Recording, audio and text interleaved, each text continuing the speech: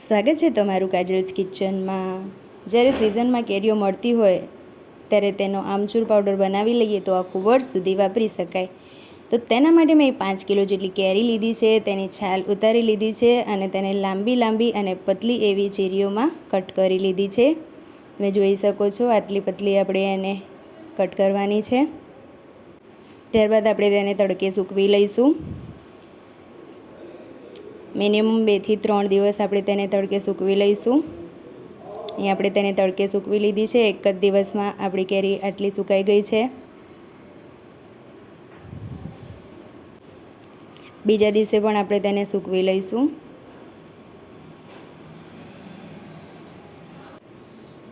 બીજા દિવસે આપણી કેરી આટલી સુકાઈ ગઈ છે।